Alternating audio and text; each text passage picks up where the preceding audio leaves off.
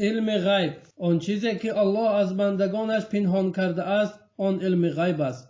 پس غیب را کسی نمیداند، از گذشته باشد و یا از حاضره و یا از آینده، مگر یگانه الله سبحانه و تعالی. الله تعالی فرمود: بگو هیچ کس از آنهایی که در آسمان ها و زمینند غیب را نمیدانند مگر الله تعالی، و نمیدانند که کی برانگیخته میشوند. سوره نمل آیه 65.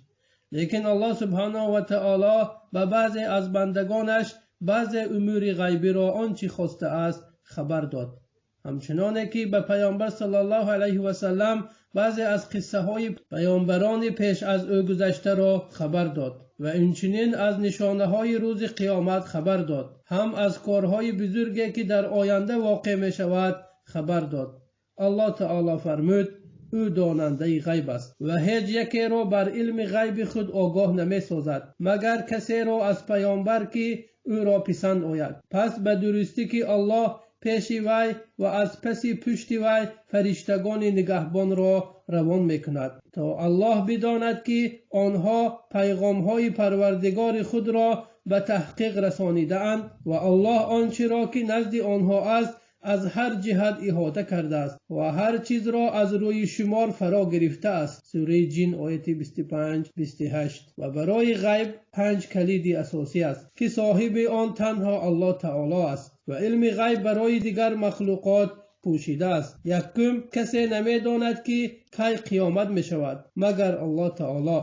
دوم، کی باران می بارد، در کدام ساعت می بارد، به کجا می بارد، چقدر می بارد، کسی نمیداند مگر الله تعالی. سوم، و آنچه در رحم هاست با علم کمال مفصل آن را کسی نمیداند مگر الله تعالی. پس او ذات است که آن را در رحم ها به وجود آورد و او جنس آن، رزق آن، اجلش، عملش و خوشبخت و یا بدبخت بودن آن کودک را میداند. چهارم، و کسی نمیداند که فردا چی به دست می آورد، از خیر باشد و یا شر، و از رزق کم باشد و یا بسیار مگر الله سبحانه و تعالی. پنجم، کسی نمیداند که اجل او در کدام سرزمین است و در کدام مکان عمر او به آخر میرسد مگر یگانه الله سبحانه و تعالی. اینها را نه یک طبیب و نه یکی از عالمان آب و هواسنج از کارهایی که کشف شده است و یا واقع شده است